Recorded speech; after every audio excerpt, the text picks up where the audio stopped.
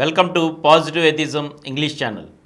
Today, I am going to continue from the last episode, the article on Atheism and Humanism in Ancient India, written by D.D. Bandiste, the professor of philosophy. Samkhya, the world can be explained better without a god. The Samkhya school is one of the most ancient schools of Indian philosophy, and the sage Kapila is believed to have sponsored it.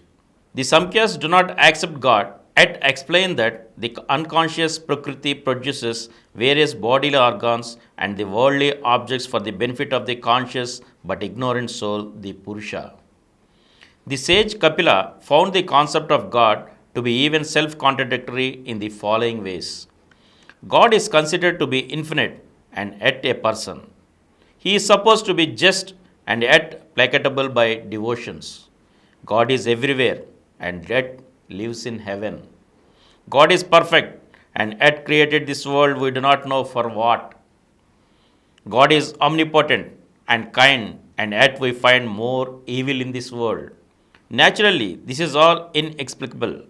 Moreover, there is no proof establishing the existence of God. Perception does not show God. From natural premises, we cannot establish a supernatural entity called God. Proving God on the basis of scriptural testimony involves arguing in a circle. We are asked to accept God because what the scriptures say is trustworthy, and the scriptures are trustworthy because they are the words of God. Apart from these difficulties, the Samkhya scholars feel that the world can be explained better without God than with the help of God. But there is one difficulty which the Samkhya scholars cannot explain. Prakriti, the matter being unconscious, cannot know as to when the Purusha is ignorant and try to entice him through evolution, and when the Purusha enlightened and when to withdraw the evolution. Here steps in the sage Patanjali of Yoga, who says all this happens on the order of the God.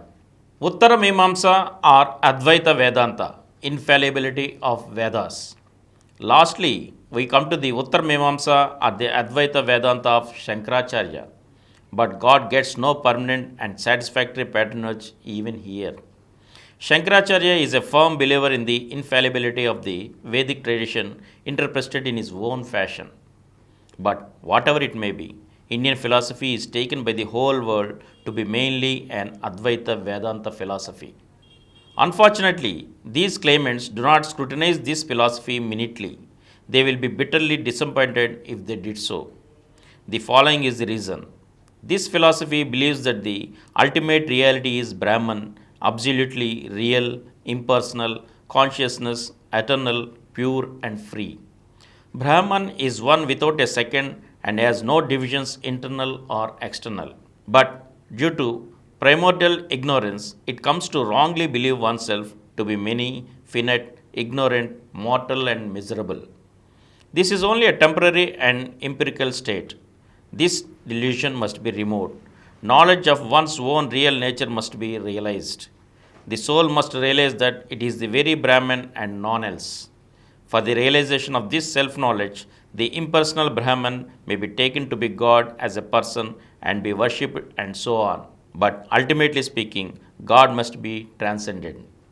God is the temporary creation of human ignorance. I do not know as to how far the devotees of God accept this concept of a temporarily existing God, a creation of ignorant human beings.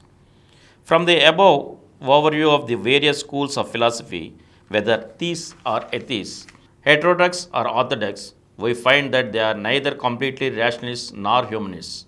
They all accepted the scriptures as the final authority, while the Jains have agamas as their scriptures.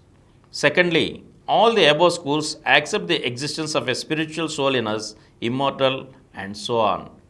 Evidently, they all accept rebirth of the persons, fate, heaven, and hell, and so on.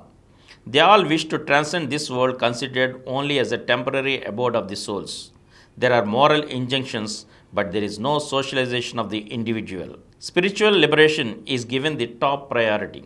Society and the world are to be discarded as something evil. The Charvakas and the Bauddhas. The two remaining schools of ancient Indian philosophy are the Charvakas and the Bauddhas. Unfortunately, the Charvakas, also called the Lokayatas, do not exist anymore in India, while Buddhism has also almost vanished from at least India. Both these schools received varying treatments from the then Orthodox society. While the Buddha was revered and accepted by society, the Charvakas were condemned and hounded out as heretics and immoral devils. Their literature was destroyed. Whatever we learnt about them is just their caricature by the Orthodox schools, that it is a philosophy teaching materialism, selfishness, and pursuit of sexual pleasure at any cost, that is, by fair means of foul. All this is a wrong misrepresentation of their case. Let us first see the Charvakas and their own genuine case. And from here, I shall continue in the next episode. Thank you.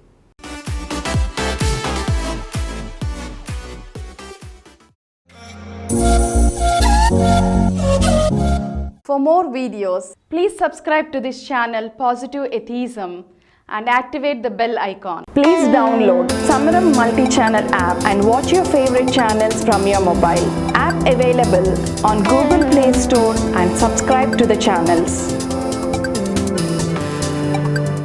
For more videos, please subscribe to this channel Positive Atheism and activate the bell icon.